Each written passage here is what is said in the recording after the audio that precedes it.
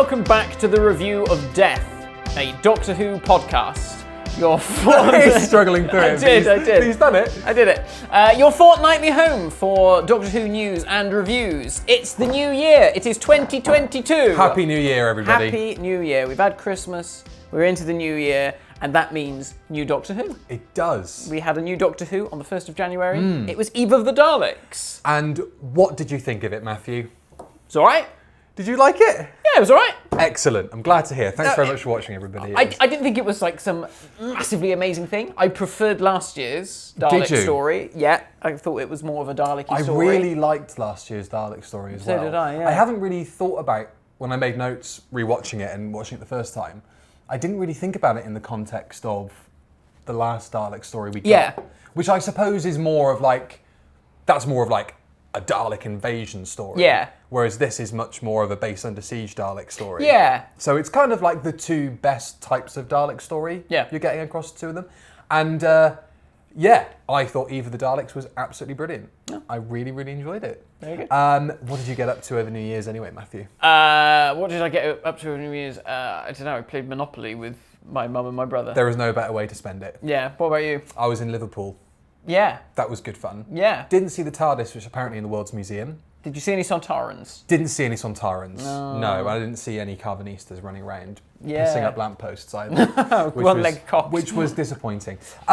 Coming into Eve of the Daleks, Yes. I have to make sure I say Eve rather than evil, because the temptation to Yeah. say evil is too I great. keep saying Eve around the house, and Johnny's like, Eve of the Daleks? So, no, Eve of the Daleks. The title, what do we think? It's on New Year's Eve, and there are Daleks in it.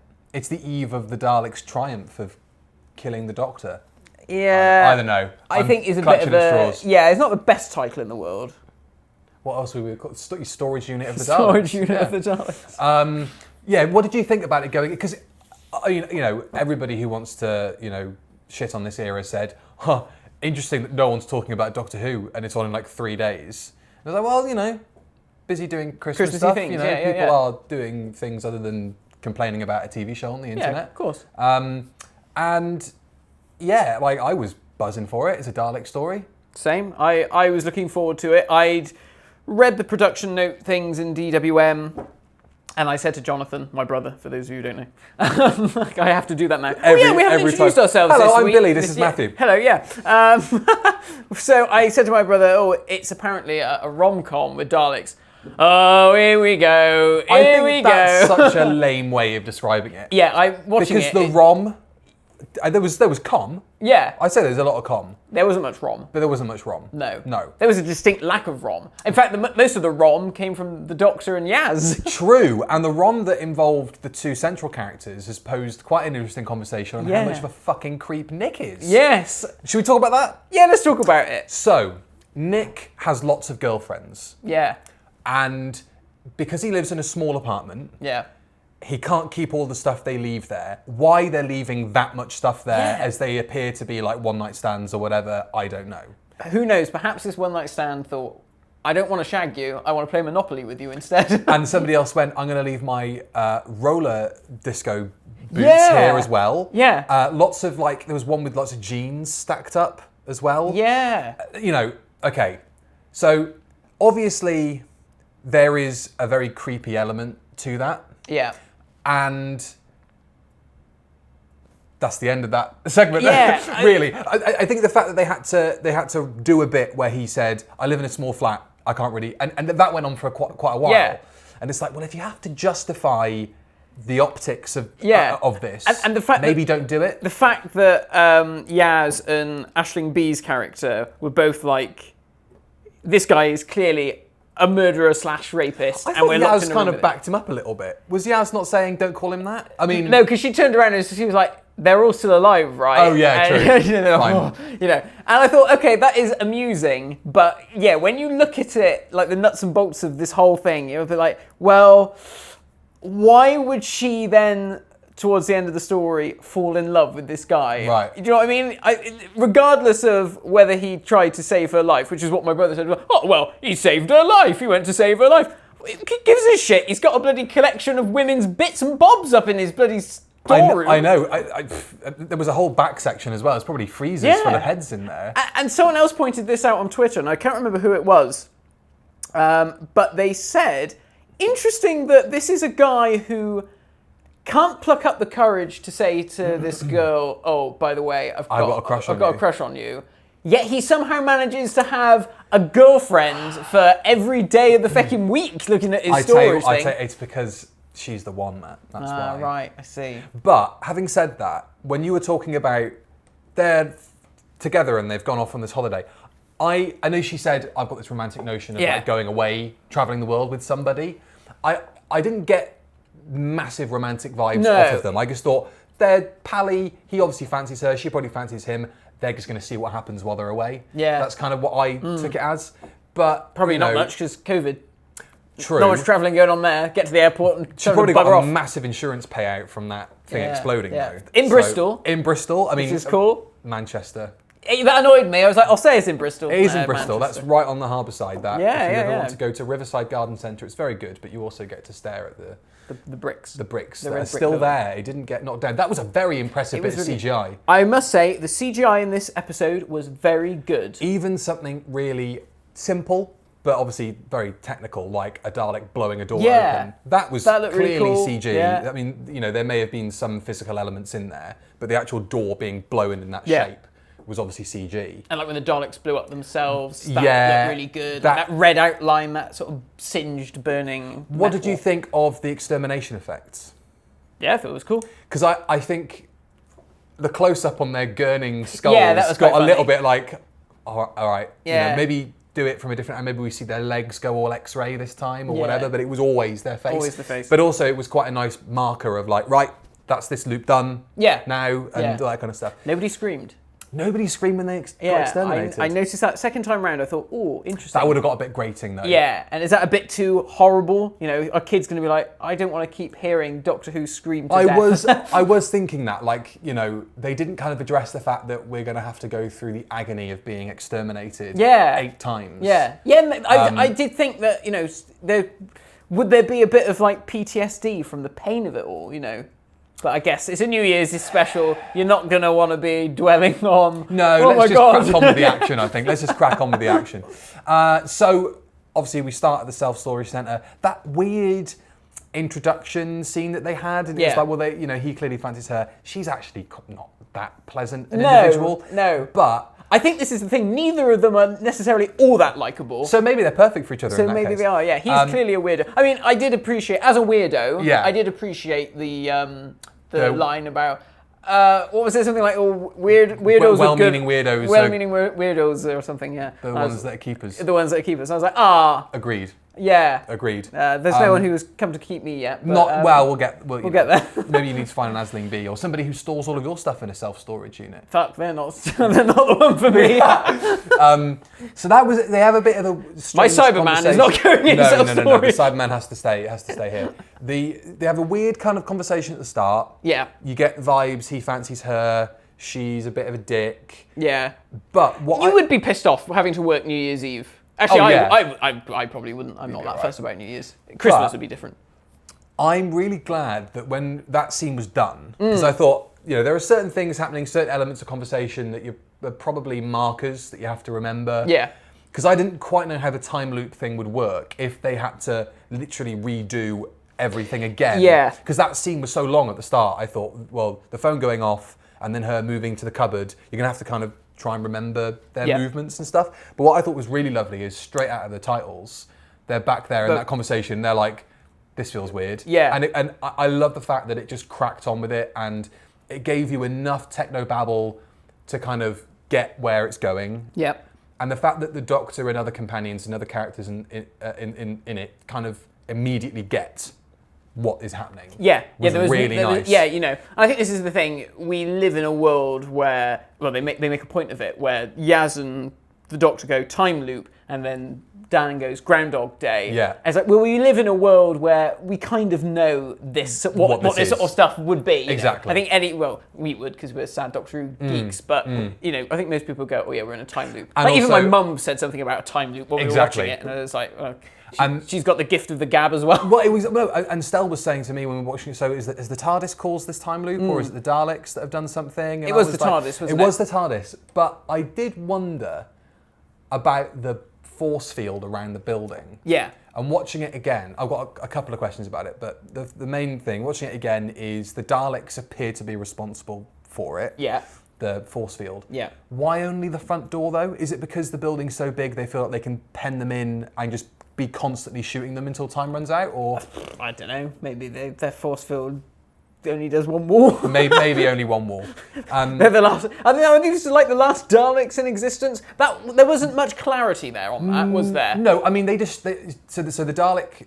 The reason that they have been dispatched, this execution squad, is to kill the Doctor. Yeah. Because she wiped out millions of Daleks during the last Flux event. Yeah. I'm really happy we got some references to Flux. Yeah. I'm really happy that we saw the TARDIS in a real state. Yeah. That whole bit when she leaps out the TARDIS and the console collapses in on itself. really looked cool. So cool. Yeah, and all the walls are all like jigging about. And they're like moving and Yeah, stuff. yeah, That yeah. looked amazing.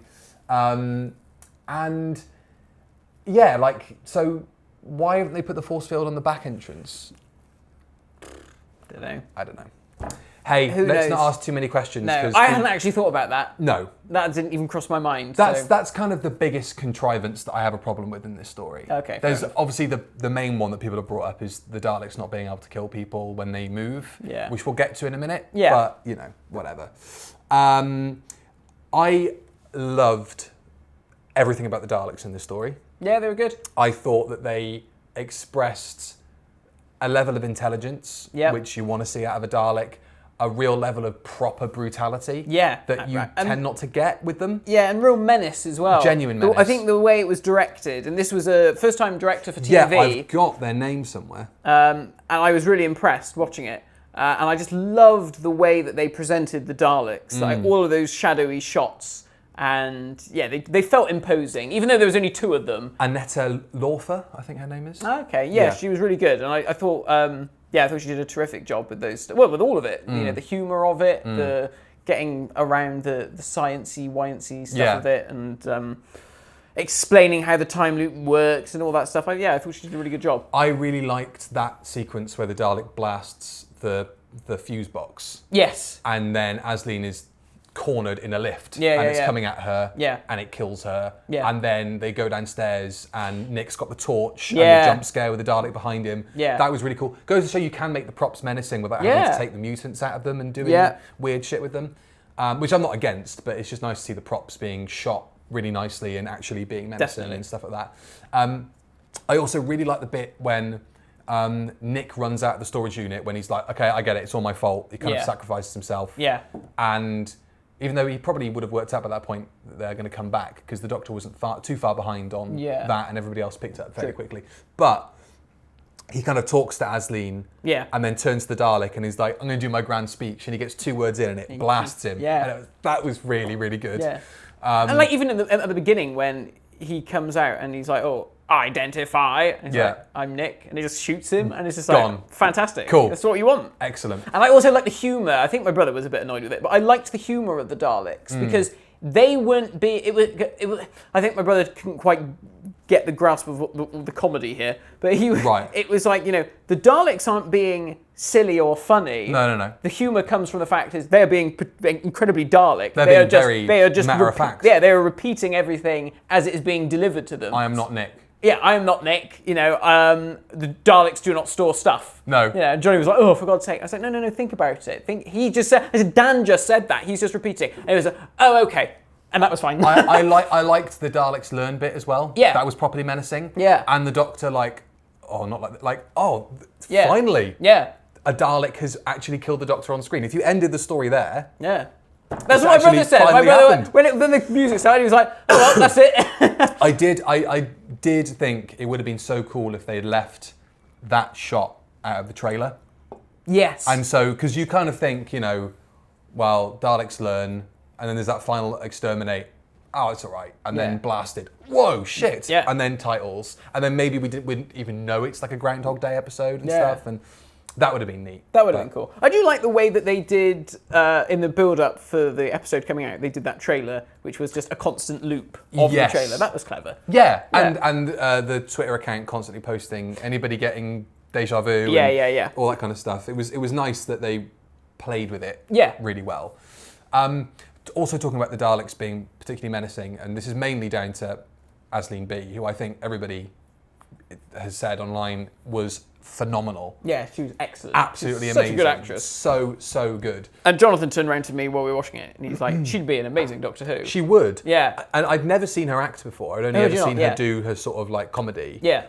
But I had no idea she had chops like that on her. She Yeah. was really good. And one of my favourite bits with her was when the second time around she goes downstairs and she has the face off with that Dalek. Yeah. And he has, fear responses detected, all Yeah. that kind of stuff. She's like, well, obviously, and all that. That was really cool. Yeah. And she does that kind of, she's trying to put on a brave face, Yeah. but it's like, you're still terrified of me. Yeah, when the Dalek says it, you can see how she sort of crumbles a bit, Yeah, isn't she? There, It's and really the good. fact that she actually kind of behaves like that all the way through, you're like, well, she's Yeah. petrified all the way through this. Yeah. And there's only a couple of moments where she lets that show, like when she's in the lift and she talks to Mrs. Doyle. I know on the Mrs. phone. Doyle. I felt a bit gutted when I looked at the credits afterwards because you said she was in it. Yeah. And I was like, oh, she's only on a phone. Yeah, it was a shame. Yeah. And I didn't know that, but I read a thing where Jodie Whittaker said, "Oh, I didn't actually work with Pauline, whatever her name is, Gutted.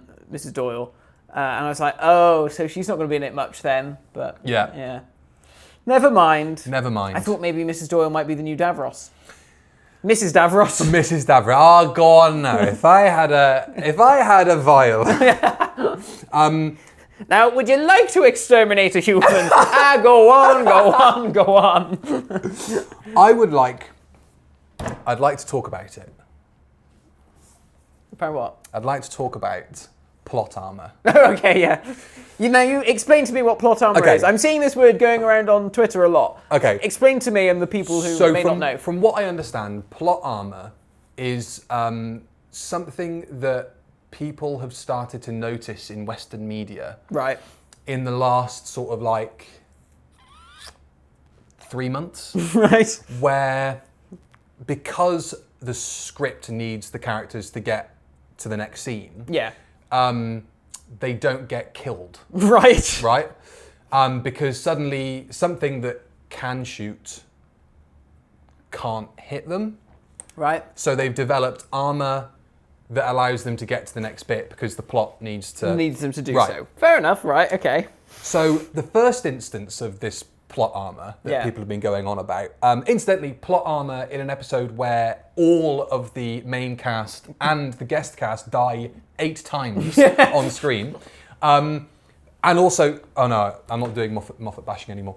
It's a new year. It's a new year. So the Doctor, Nick, Sarah, Yaz, and Dan meet together for the first time. Yeah. Right. It's the first instance of said plot armor in the story, and the Dalek blasts force them into Nick's lockup. Yes. Right. Yeah.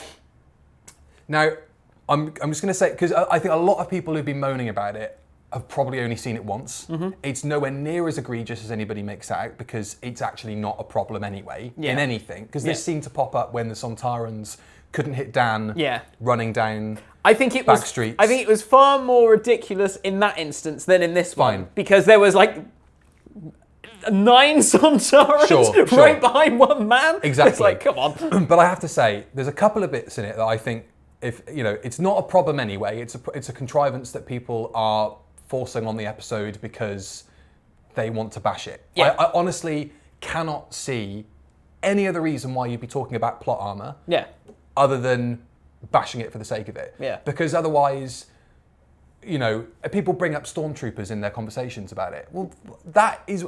I watched The Rescue, the last episode of Mandalorian. Yeah. Stella and I finished Mandalorian. When you a said The couple of weeks Rescue, ago. I was like, oh, the William Hartnell story. No, well, if there's plot armor in that, then, I mean, let's not get into- Barbara's a brilliant shot in that True, story.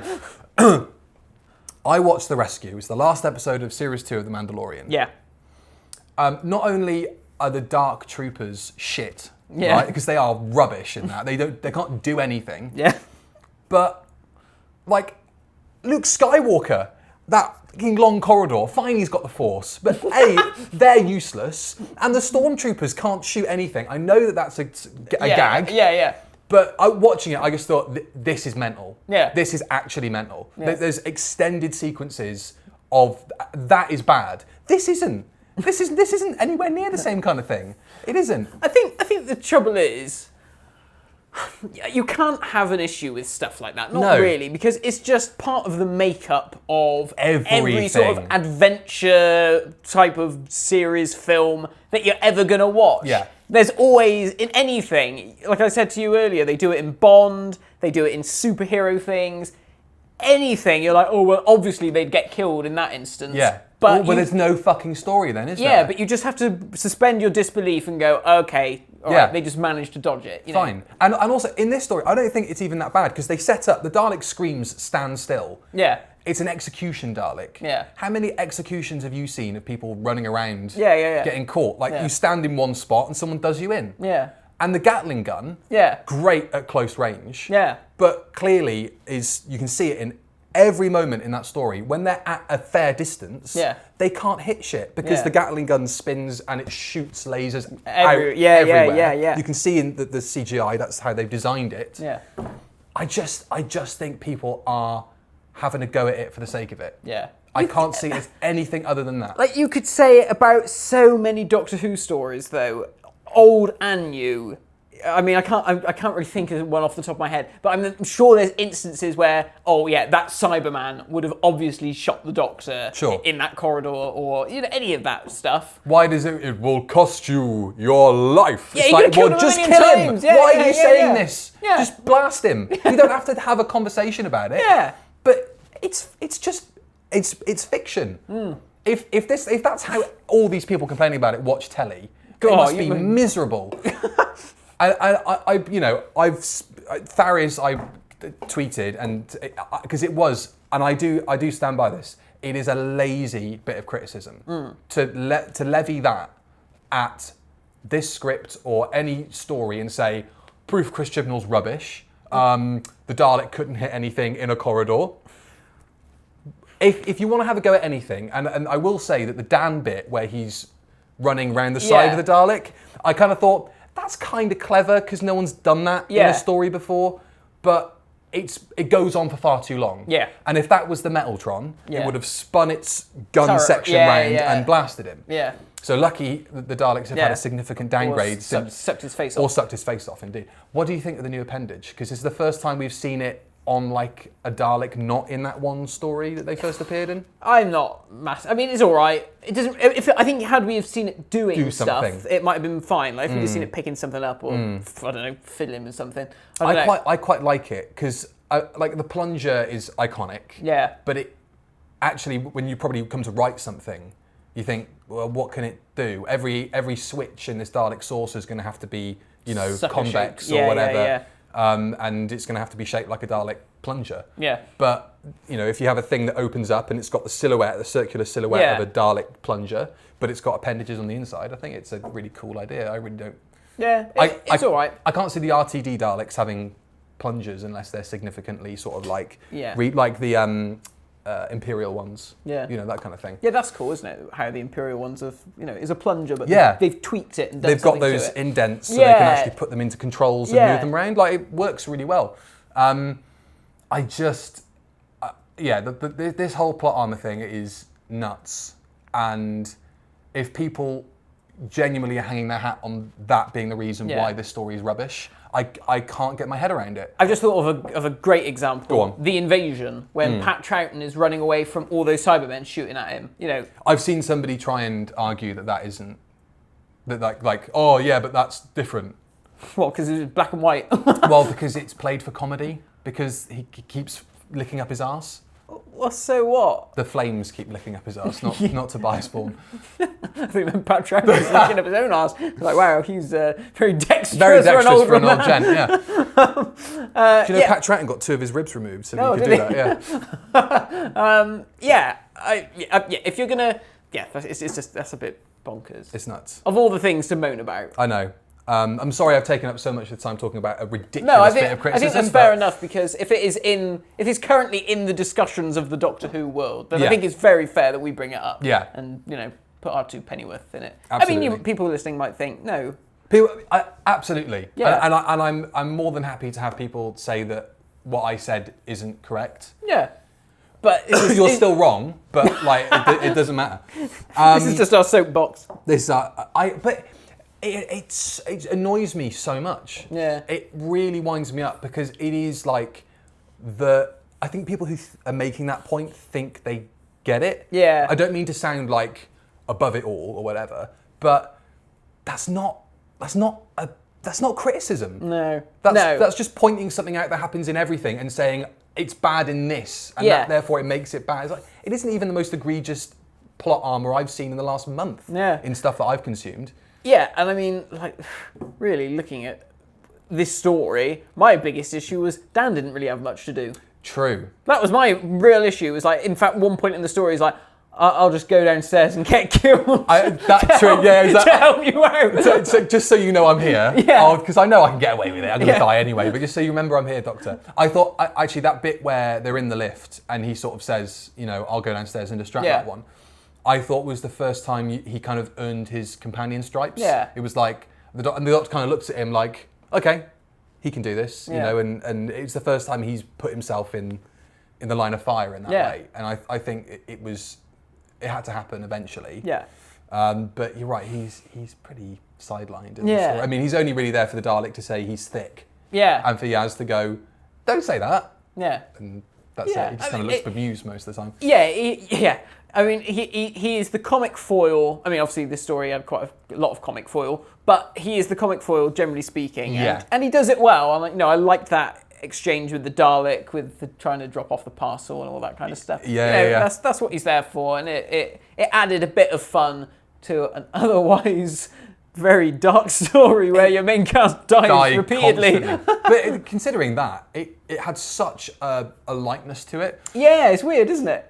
And I think that's the writing. I think that it had the right level of, sort of demonstrating the sci-fi of it and having fun with the sci-fi element of it, and not lingering too long on the fact that we've just seen, the most beloved character in British canon killed 8 times on screen. Yeah. So I think it was really nice to see a story that could go that length, could show the Doctor dying on screen, and played with time. Yeah. Matt, there was a story that involved like time and stuff Yeah. in a time travel story. Really good. How good is that? Really good, and I liked the way that it wasn't just a time loop; it was a time loop that was constricting. I liked that you lost a minute, and Yeah. it just made it, just that properly little tense. edge to it. Yeah, When I was watching it with Stell, and they've had the decoy loop, which I Yeah. thought was a really fun idea. Yeah. And great padding. Just okay, how much more can they do before they actually have to get out? Kind Yeah. of thing. But that last go, Stell kind of like sat up on the sofa and right, here we go. Yeah, and we're gonna do every it. single time a Dalek would appear in those final couple of loops. yeah, And scupper it, you go bollocks. Yeah, right, yeah, okay, yeah. you'll get it next time. Yeah, You'll get it yeah, next yeah. time. It was like playing a video game. it was. That was my thought. It was like it's a very game-like episode. So there, what Maze theory. Maybe you just need to do that. Dalek in a self-storage. This could have been a game. This That could actually have been a worked game. really Yeah. well, probably, as like a concept, Yeah. as for a video game. A couple of really lovely moments, I thought.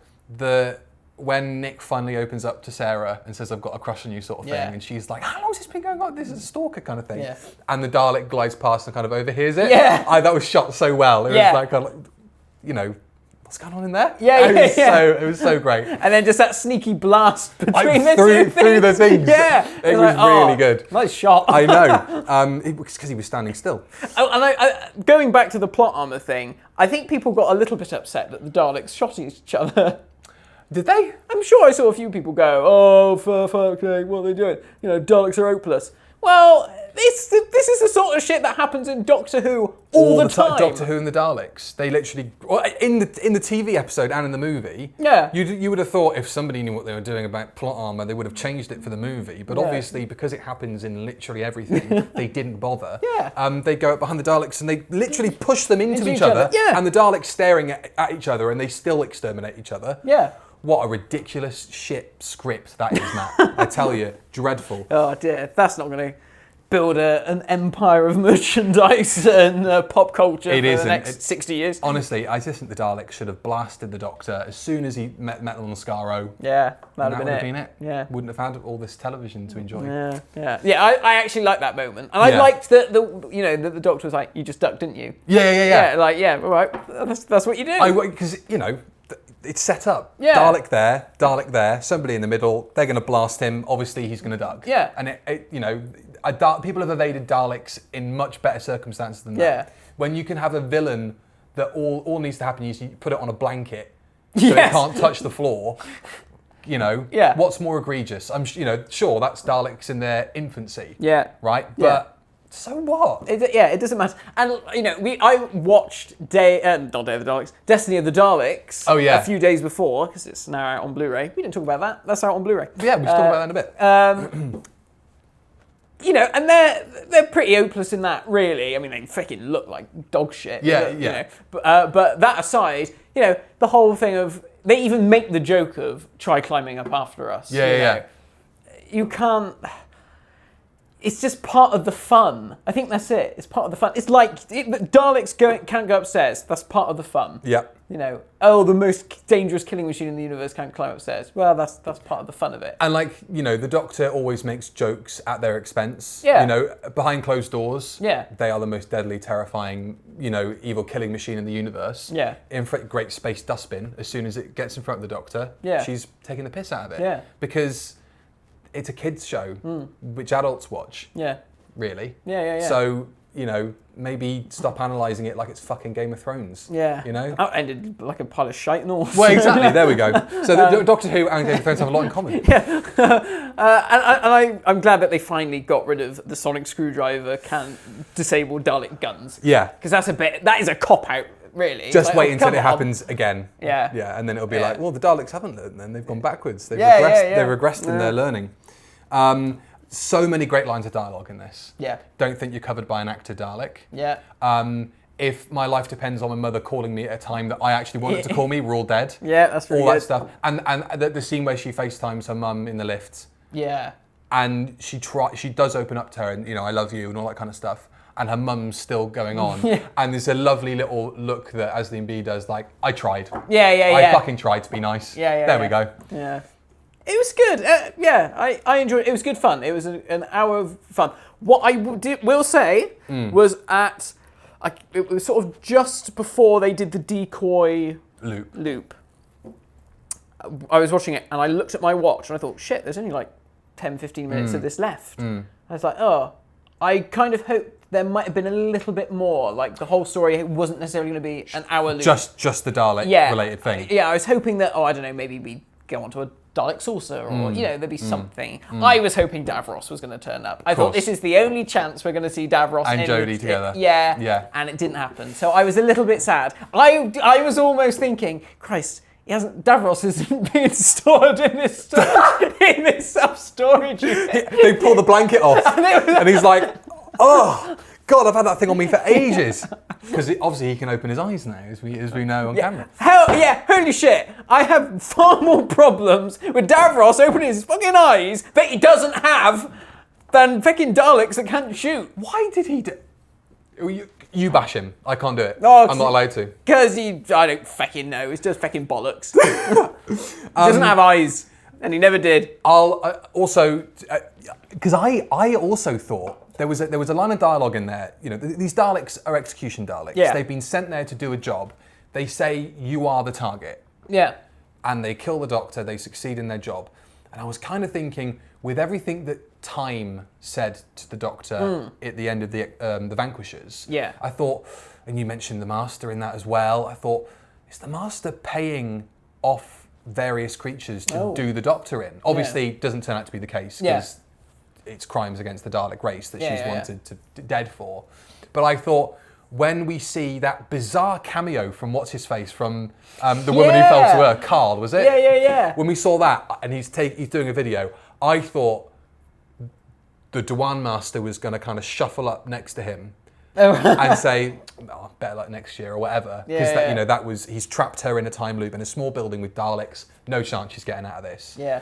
Because I also had another theory once we found out that the Sea Devils are back. Oh, yeah, which we'll we'll talk about that. Yeah. there's still a big bit of that of Eve of the Daleks to talk about. Yeah. But I did kind of think, what if? Okay, so the Master doesn't have the best relationship with the Sea Devils, so you know, maybe, you know, he's parlayed with them, or the Sea Devil is involved in that story, but maybe he's paid off one of these Chinese pirates to kill the Doctor instead, or something. Yeah. But I was sure, you know, why would we have left that location to go and have this cameo from somebody that none of the main audience are going to actually recognise? Yeah, I didn't recognise until I looked on Twitter and went, oh, what was he doing there? Well, when he turned up, I said to John, I was like, I'm sure this guy's been in this before. Yeah. I'm sure he was in Jodie's first episode, and then Twitter confirmed it for me. Yeah.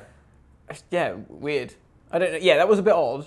Maybe it's like a final little roll call. Maybe Yeah. that's the Chibnall version of David Tennant's Doctor going and crying in front of all the other characters Yeah, you in never the end met. of time. Yeah.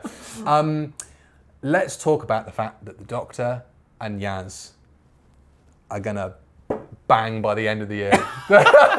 What do we think of the way that it was put across? Oh, I thought they handled it very well. I thought it was really lovely. It was a really nice scene. Mm. Yeah, and I thought Mandip Gill actually did it incredibly well. Mm-hmm. In fact, I think that was probably like one of the best scenes, I think. Probably. Because it was very heartfelt. Yeah. And I think Dan, John Bishop, I thought he did the sort of paternal side of things very well.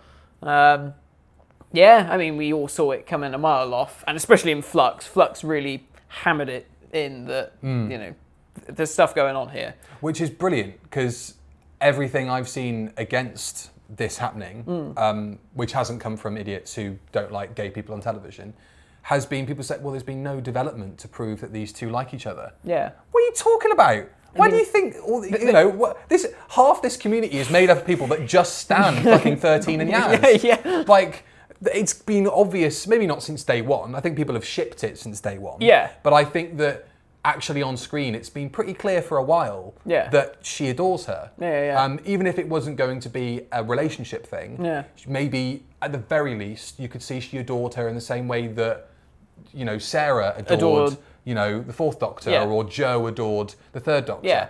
You know, those are the kind of companions where there's an unspoken love. Yeah. Until Big Finish confirmed that Jo is in love with the third Doctor in The Death of Jo Grant, which is excellent. Really good.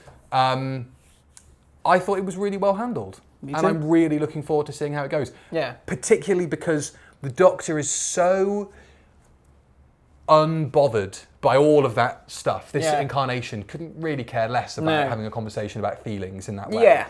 Which is exemplified by the way that she reacts when Dan tells her. Because she's just like, I don't know what you're talking about. Yeah. And I think it's a really clever little bit of acting and maybe even a clever line, I don't know. Because it's like, she's been like this the whole tenure of her Doctor. Yeah. She's been blissfully ignorant of all the things that have been going on around her. Yeah. And I love that it appears to be continuing, because it's going to get to the point where she can't ignore it anymore. Yeah. And that will probably be her downfall. But that's, you know, I'm sure, I mean, obviously I'm sure there will be, you know, there will be something between the two of them. But that kind of happens when you have, when you know someone's got a crush on you. Yeah. And you don't reciprocate it. There is that feeling of like, if I just pretend it's not happening, it'll just go away. Absolutely. So I She pretends a lot doesn't happen. And it's not just down to her relationship with Yaz or, you know, feelings mutually or whatever. Yeah. You know, I know that everybody talks about that scene with Graham talking about his cancer diagnosis. Yeah. You know, she doesn't really behave in the most human of ways there. No. But I think that's another element of she's just, you know, blissfully ignorant to the dangers of what she's doing. She says, my past is catching up with me, time is catching up with me. Yeah. You know, there's obviously going to be an element of her kind of whatever, you know, oh, it's all fine, it's all right, don't worry. That is going to bite her in the arse. Yeah. And I think that this is another indication of that whole kind of, when Yaz asks her, what did you mean that time's catching up with you at the end? And I can see how it would annoy people that every single time Yaz has confronted her about it just in the last couple of weeks. Yeah. You know, you never actually give me a straight answer to any of it. Yeah. Don't I? Oh well, never Yeah, mind, sort of thing. And I can see how that would annoy people. Yeah, and she said it when they were going through one of the corridors, didn't she? In this one, she was like, "Oh, you know, we're never going to get this talk, are we, on the beach where you tell me everything that's going on?" Yeah. And he's like, "Oh, we will. It's just, you know." And when that scene with her and Dan, Jodie and Dan, and he was like, "Oh, you know, maybe tell her, you know, you need to tell her whatever," and she's like, "What?" Me and Johnny were watching it, and I was just like, "There's fucking Daleks going around out there, mate, trying to kill us all. I've got priorities." That was what I thought, because it is played like the Doctor cannot be unaware that there is this feeling for her carried by Yaz. But at the same time, you know, she has got to get everybody out of this situation. Exactly, I have not got time to talk about feelings right now, you know? Yeah, like, come on. The poor woman is like, when have I had the time to sit down and have a talk about feelings? I've had Sontarans to deal with, Weeping Angels, fucking flamboyant crystal people, what they called? What were their names? I loved them. Swarm and Azure. That was them. I loved them, and then they all went tits up. Now, this made me sad. Really? Are you totally... We should talk about this, actually.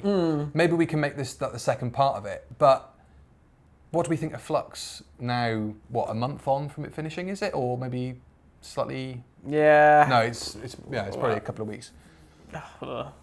Do you still feel really kind of like kneecapped by it? Yeah, I do. I feel like I've been kicked in the bollocks. That's such a shame. It is a shame. That's gutting, because I still really enjoyed it. But I, you know, that finale was really messy. Yeah. Clearly very messy. Yeah. And but it didn't undo all the goodwill that I felt for it beforehand. And I think why this story works, and I think this story exemplified that Chibnall's best scripts are the small, intimate stories. Like this one. With a gimmick. Yeah. 42. Yeah. This is basically 42. Yeah. Because it plays with time in the same way. Yeah. You know, it's structured within an hour's of Doctor Who. Yeah. You get the full story of that adventure. That is it. Yeah. In a tightly compacted little... Definitely, yeah. I think shot. This one, the Angel story that we had earlier in the year, the Haunting of Villa Diodati, those stories that are just small, little cast, base under siege type stories work so much better than the big, sprawling, globe-trotting stuff that you then get very lost. That, I think, is the worst aspect of his structuring for stories. Yeah. Is why are we suddenly in China? Yeah. Why are we suddenly in Tokyo? Why are we suddenly in Rio? Yeah. I think it gives it an artificial scale. Yeah, I immediately think of Praxeus. Now, I know Chibnall didn't write that story. Yeah, but it's the same thing. It's the same thing. It's like, you're here, you're there, you're with these people, there's a load of people over here. And there's Revolution of the Daleks. Yeah, and it's just like, I don't know who I'm supposed to be giving a shit about, to the point where now I don't give a shit about any of it. It's really interesting. When I finished watching Eve before I came here, it was just on the BBC iPlayer on the PlayStation, and it had all the Flux episodes and then Eve of the Daleks at the end. And Stell was sort of saying, I really, really liked Flux. She was pointing out episodes that she liked. We both agreed Survivors was the weakest, besides the whole kind of, the failure was a bit of a damp squib or whatever. Yeah. Both thought that The Village of the Angels was superb. Yeah.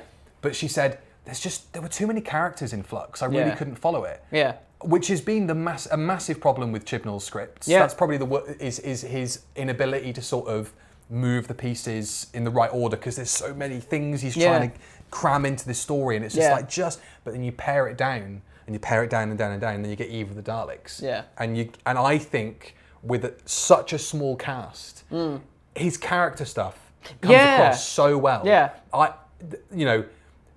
Nick, we'll leave him aside, because I think that I understand that a lot of people can't get over him. Yeah, it was weird. You know, it was weird that you would be like, okay, he's all right. And I don't think I can talk about his character without that being the main thing in the middle of it. It's like you can't get around it. Yeah. So talking about Sarah, she was, a bit of a bitch, to be fair. Like, she wasn't overly pleasant to everybody, but she's very overworked. Yeah. Doesn't like what she's doing. Yeah. You got an awful lot of character development from very little screen time. Yeah. majority of that, I would say, is probably down to Asleen B's performance because she was exceptional. But I think small scale, just really solid concepts. Yeah. And he can write a script really well. Yeah. You know, everybody was saying that was the best Chibnall script he's ever written. That was the best. Oh no, Next Week. No, that's actually the best one he's written. No, Eve of the Daleks. Actually, that's the best one he's written. Yeah. Shame it got 3.2 mil. Yeah, it's a shame, but it was still like the 6th most watched program of the day. I think it was 5th. Oh, was it? Oh, okay. 4th Well, or I mean, 5th, still, it was in the top 10. So that's good. Yeah. And you know, when you look at the viewing figures for stuff on Christmas Day, that was Awful. really low. There was nothing good on though. Nothing good on, no. I mean, I didn't know what else was on New Year's Day. New Year's Day is always a funny Probably one a Call anyway. the Midwife. Probably, something like that. Mrs. Brown's Boys is on Christmas Day. Yeah. Because I believe they say that they won't do Mrs. Brown's Boys unless they get a Christmas Day slot. Right. So we just won't make it this year then. Give us Christmas Day, otherwise we won't make it. Wow. Jesus Christ. No, don't bother. Yeah, please. Save everybody. But yeah, even that underperformed. That didn't do very well. No. God, is this the last Christmas with television? Oh my God, yeah. does it get down to like, you know, there's 11,000 people watching BBC One on Christmas Day. Maybe we just switch the channel off. Maybe we just leave it as is and everyone can just do Netflix stuff. Well, there we go. Yeah. That was Eve of the Daleks. Yeah, it was good. Probably the last time we'll see the Bronze Daleks. That was another thing, wasn't it? Yeah. Everybody saying, because, I mean, I think it was quite symbolic to see them blown apart at the end. Yeah. It kind of feels like, there they are, that's the send-off. Yeah. Unless this whole thing, forces are amassing against you, means multiple villains, multiple Doctor Who villains coming back, in which case it could Maybe be the Bronze Daleks coming Yeah. back. But if that's it, I think a very fitting farewell to them. It's not a bad story to go off on. No. Absolutely not. What do you do with them then after this? What do you do to a Dalek as a design? I don't know. What do you add to them? How do you make them more special or more threatening? Yeah, I mean, I like the shape and form of these Russell ones. I think perhaps if I was to do it, and I always go back to the Prydonian on Twitter because his redesigns are so perfect. Stunning. They're beefy, but he sort of makes them more elegant and slender, kind of like an older series Dalek. Yeah. You know what I mean? And I think it needs... His designs always have that sort of 50s, 60s sci-fi elegance, but they look practical. I think it needs something like that. I think we've gone past the early noughties sort of like sci-fi needs to look like it has a purpose, which is like a Star Warsy type thing. That Star Warsy thing of it needs to look lived in, which I think is great, but I don't think you need to apply it to absolutely everything. And I think perhaps with the Daleks, the nuts and bolts and like, we're grungy Daleks. Yeah. I don't think it needs that anymore. No. You can be a bit more sleek and a bit nicer. Yeah, I like that. I think that one of the big issues with Dalek designs, and I think something that Prydonian kind of works around, is the new series Daleks were made to the height of Billy Piper's eye line. Yeah. The paradigms were made to Matt Smith's eye line, I Right. believe.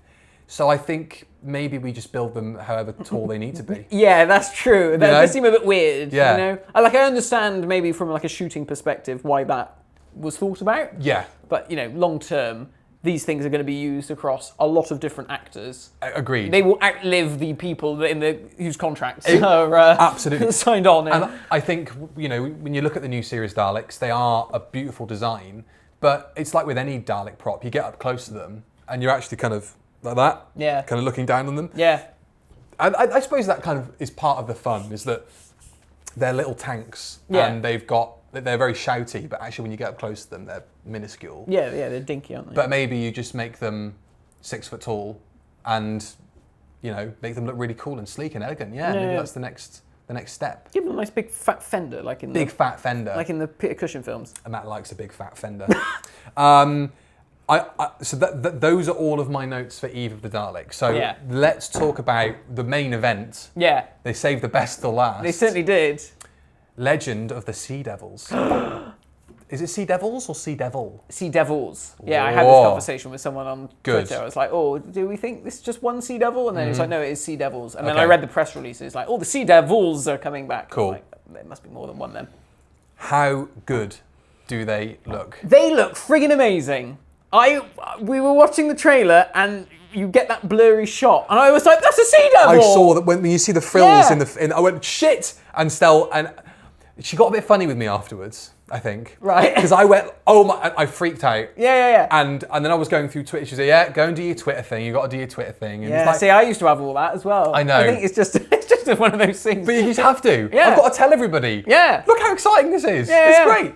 great. But it was the blurred frills. Yeah. I went, it's not. Yeah. And then they got to go, fuck. If you can tell what the monster is, Out of focus. that is when a redesign Yeah. absolutely works. Yeah. I was sold on it from the second I realised the silhouette was a sea devil. Yeah. I knew it would look amazing. Yeah. They look so good. I was so pleased because, with redesigning a monster, there is a tendency to try and make things better. Yeah. And look at what happened to like the Zygons. The Zygons are nowhere near as good as what they looked like in the 70s. And I here, don't mind them. the new I think they look a bit too like foam. I think you Yeah. can see that it's made out of some kind of Yeah. latex foam or expanded foam or whatever it is. But you can Yeah, they're all right. I just you think can see the texture of it. I Yeah. know exactly what noise it would make if I ran a wet finger down it. It would go. Yeah. I Yeah. know that's the noise that it would make that's from the, its that's, mouth. that's the Zygon noise. I touched its erogenous zones. yeah. But I do have one slight issue with it. The Sea Devil. One slight issue, and I only noticed it watching it just now. Yeah. I don't know how animated the face is practically. Yeah. Because I think when it comes up to the camera, there's a bit of digital. Yeah. Its brow goes down, and it Yeah. kind of like Yeah. that. And I thought, oh, is it going to be like that all the way through? I really hope not, because that stuff can look dodge. It can look dodgy. I thought it looked quite good in the trailer. Yeah. I was quite impressed. I was like, fucking hell, it's like, it's It looked good, but, Yeah. but watching it, I was like, that is clearly CG. Yeah. And maybe it's just because I watched Cats and Dogs the other day on New Year's Eve. But I just thought that is the same level. Oh. It's the same. Sorry, not the same level. It's the same type Oh, of CG. yeah, when you yeah. animate a face. yeah. To and do its eyes and stuff, and it's Yeah. just like it doesn't quite work. Yeah. I can see what you mean. But I thought it looked good there. Yeah. But I just thought that could be a problem Later over, on, yeah, over the 58 minutes.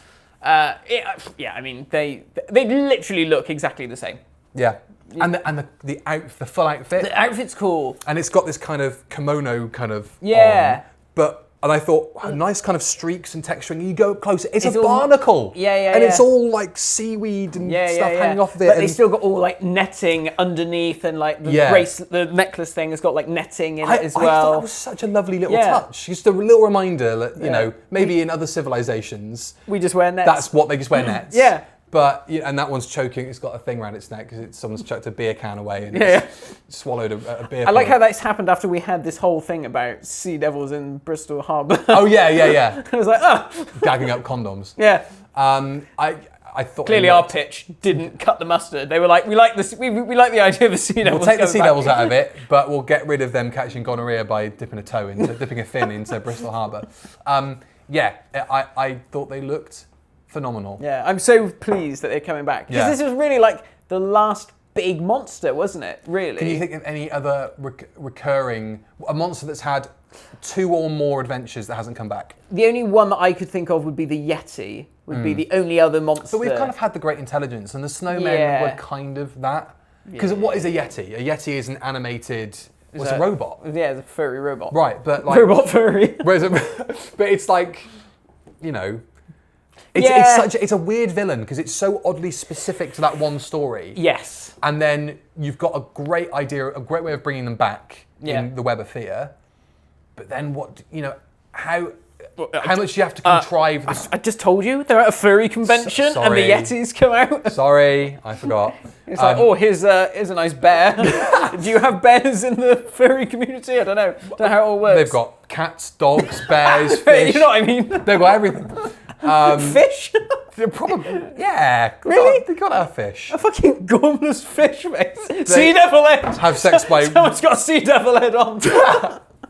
They have sex by kind of like going up next to each other and touching shoulders and sort of rubbing and then walking away Oh from my each other. god. Grim. Wow. Anyway, Sorry. furries Obviously, aside. we shouldn't kink shame. Is it can't- kink? Well, I guess it is, isn't it? I don't know. I kind of feel like if you say it's a kink, if we're kink shaming some people, they'll go, it's not actually a kink. Oh. I just like dressing up as a dog and having people I'm so sorry, feed Pudsey. me things. You're hearing these things.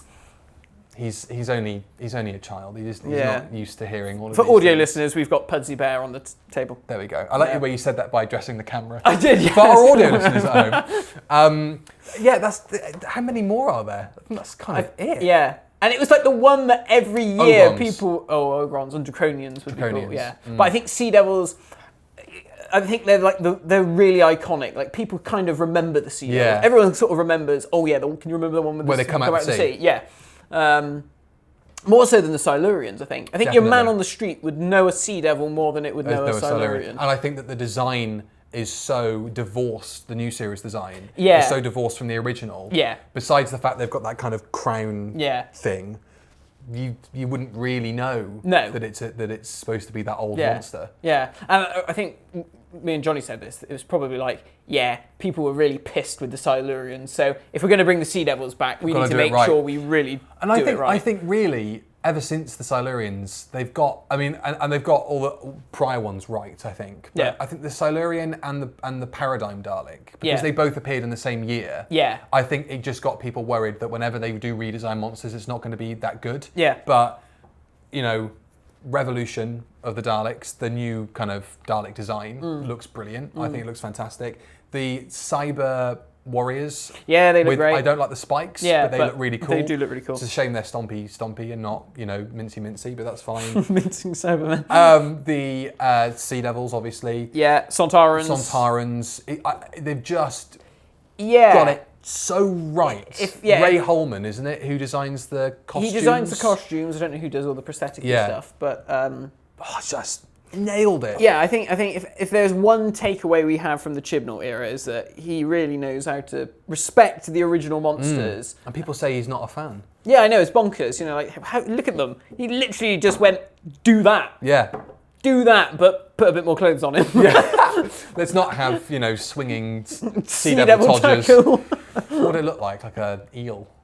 What, a Sea Devil's cock? Something like that. I don't know. Like, how do amphibians work? I think they go up next to each other, don't they? Oh, do And they? they kind of wiggle and then... gyrate. Yeah, and then they just kind of, cheers and see you later and Yeah. do you want my number? Well, after the act, do you want my number? Do you want my number now? Yeah. Well, you might want it again. I don't know. Was it good for you as well? Yeah. Sea Devils are back, and I could not be happier. Yeah, and I think it's going to be a cool story. It's literally what we were talking about in our Christmas special. Yeah. Where we were like, oh, they've never done anything really in China or No. Japan or any that side of the world other than Marco Polo. Finally get to see something. And the globe hopping thing.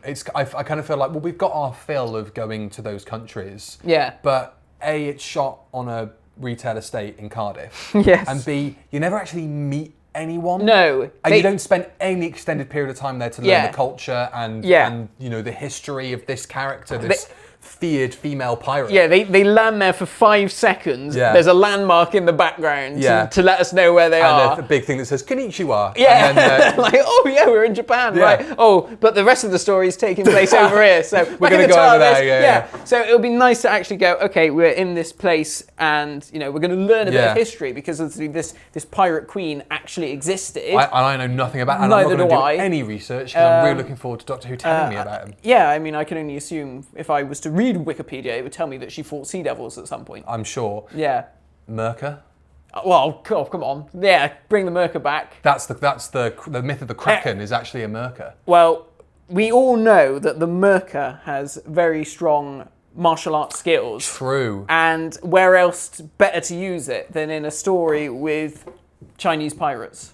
Which box set came out before Christmas? Season 17. Season 17 came out before Yeah, Christmas. I've only watched Destiny of the Daleks and City of Death so far. But it looks same. really good. It does look really good. The restoration, particularly on City of Death, because I think that was quite an early-ish release on DVD. Oh, of it on in HD. No. When it came out on DVD, Oh, it was one early on. So Oh, I think right, sorry. the difference in the picture quality is quite Yeah. stark. obvious. Yeah.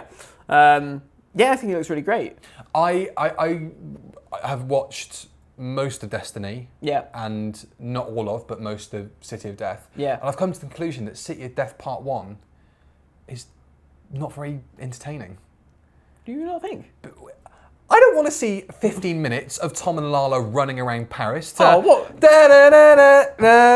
It's the music that kills me. Oh, that's good. It's such a great piece. It's a great piece, but I don't need to hear it 15 times. Oh, that's, for me, that is like Dudley's like last hurrah, because I think sort of towards that point in his tenure, the scores are sort of sounding very much like, oh, this is just incidental music. Yeah. Nothing really sort of necessarily stands out like from like in other stories that he did. Of course.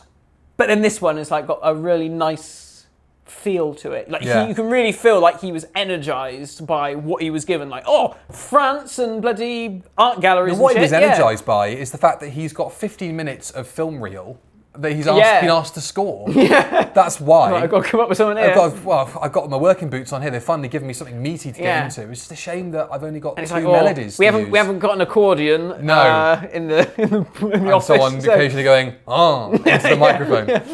I think it's a beautifully restored set, as they all are. Yeah. Special features wise, a bit more thin on the ground with this release than previous ones. I think so.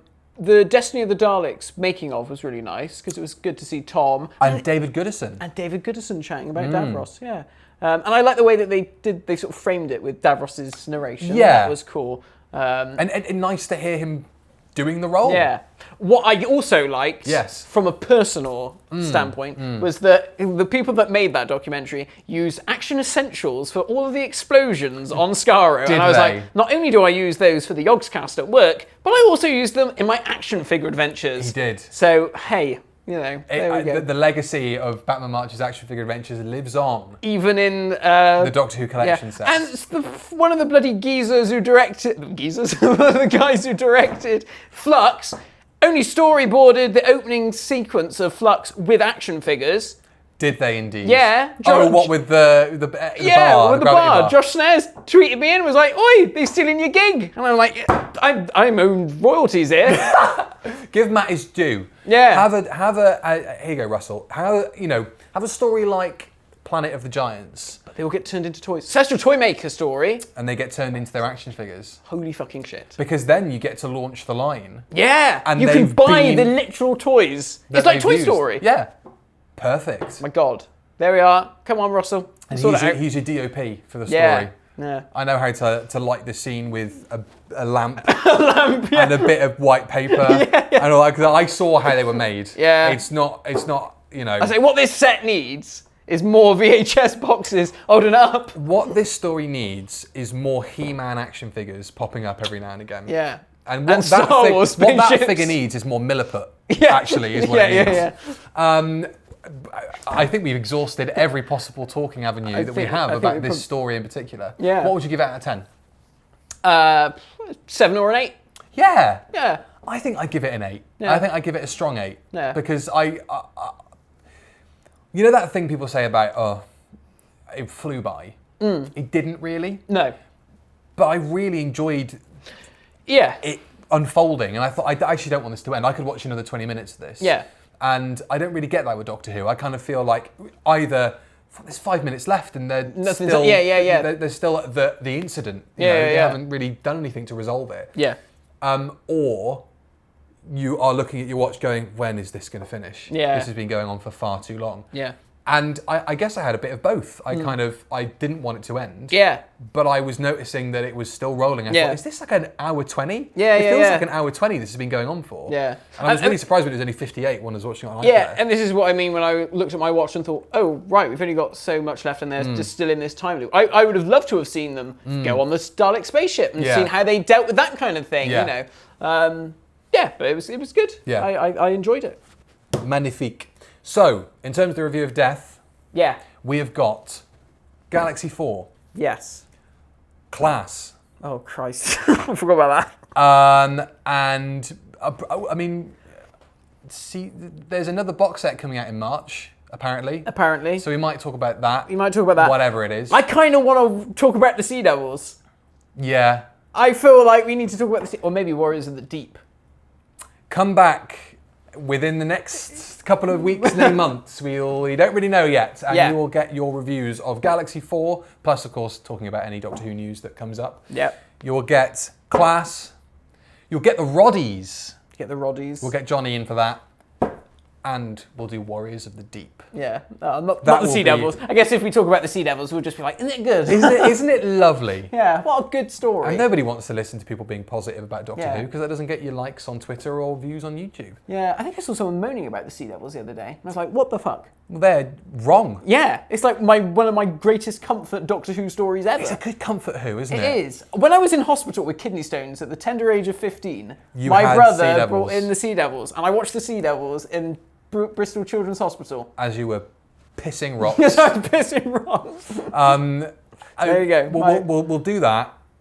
And then if you guys want to let us know anything you'd like us to review, Yeah. then tell us. Because, we've got the Centenary Special Easter. Are we thinking Easter? No, Centenary's at the end of the year. Yeah. So Sea Devils- Legend Easter, maybe. Yeah. Oh, it's my birthday on the 30th of March. Come on, putting it out around there. That'd be nice. Nice birthday present. To... You might have another birthday present that's shaped sort of about that size and about that tall and about that deep. And I've got you a dildo for Christmas. is Oh, what I'm right. Oh, trying to thank tell you. Oh, okay. For your birthday. Yeah, I was going to say, I don't think Mandip Gill's that's small. Well, unless you get a tissue compression eliminator. Yeah, They're very right. easy to carry around. I was talking about the collection thing. That might... Oh, I see what you Yeah, mean. Oh, yeah, right. Okay, yeah. fair enough. I'm just dumb. You're not done. I just worded it bizarrely. So yeah, we've got that to come maybe in March at some point. Yeah, And so yeah, and then we'll also do the centenary. the Centenary Special at the end of And the year. I'm sure at some point this year, we might even announce who the new Doctor Who is. Wouldn't that be amazing? Yeah. I mean- So we've heard from Russell that auditions have happened. Oh, I thought you were saying, like, we personally. No. I've heard from Russell, like, you No. reached out to Russell T. Do Davies you to not get think, him here do you on not this? think if I had a direct line to Russell, I wouldn't have already told you? Yeah, true.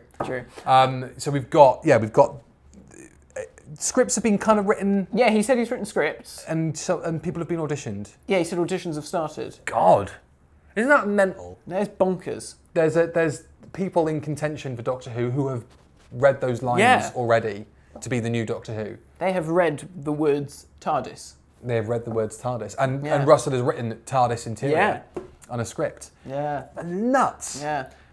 But I kind of like the fact as well that people are only really talking about Jodie's Doctor Who at the moment. Yeah. It's kind But of I guess nice. that's it, isn't it? What else can we talk about? But What can we say? But other before than- Flux, it was just like, oh, shame that Flux is coming up Yeah, because people true. are only ever going to be focused on Yeah. Russell, and then it kind of people went, oh, well, actually no, this is quite good, isn't Yeah. it? And Yeah, that's true. Again, Eve of the Daleks, I only saw positive Yeah. things about it. Yeah. Even the people that were talking about plot armor were like, it was good. It's just that took me out of the Yeah. story. I mean, that's just... Yeah. What stories can you watch? Yeah. Let's not talk about that anymore. Yeah. And I think Jodie did a really good job as well in this episode. I thought Yeah. I really enjoyed her. She was very, very good. I loved the bit where she turns around to face the Dalek in the storage lockup. Yeah. And that kind of, our chances of getting out of here are exactly zero. Yeah. And I was like, oh, damn, like, Yeah. she's really quite serious. So Yeah. she's got to face this Dalek and like, can I talk my way out of this? Well, no, by now she's worked out it's a loop. Yeah, And yeah, I just yeah. thought that whole bit was really great. I think that's a really great sequence of Yeah. bits, actually. Do you know what we should have had for this episode? What? Beef and beans. We should have had beef and beans. Yeah. Is that actually a real thing, or is that just some weird... Oh, yeah. Yeah? Beef and beans. Well, I mean, not the exact brand. Can you go into a supermarket and buy a tin of beef and beans? Yes, of course you can. Can you? I've never seen it. You could buy Doctor Who bloody spaghetti hoops a couple of years ago. True. So, it's Beef not and beans. mad. Yeah. I just Beef and thought beans. it's Chris just gone, fuck it, beef and beans. Beef and beans, whatever. Maybe that was what he had for his din-dins that night. Yeah, and he thought, you know what the world needs? More beef and beans. beans. He was tucking it in and he thought, if this came in a can, This I'd would be a be millionaire. brilliant. Yeah. Maybe Dragon's Den, that's what he's going to do after Doctor Who. He's like, that was right. Chris's investment was actually what you saw on screen there. That was Yeah. his beef and bean empire that collapsed when he got the job for Doctor Who, so he's had them all in storage since. God bless. Well, thanks very much for watching, ladies and gents. I've been banging this table like a motherfucker today. I do apologise. I don't think, well, I mean, we'll pick it up, but it won't be like when we had the microphones on the thing. Thank the Lord. Yeah, We because that can- would have just We reverberated. can bang away Yeah. now. Thanks very much for watching, ladies and gents. Thank you. I feel weird doing the sign off. You do it. You're much better at it than me. Yeah, bye then.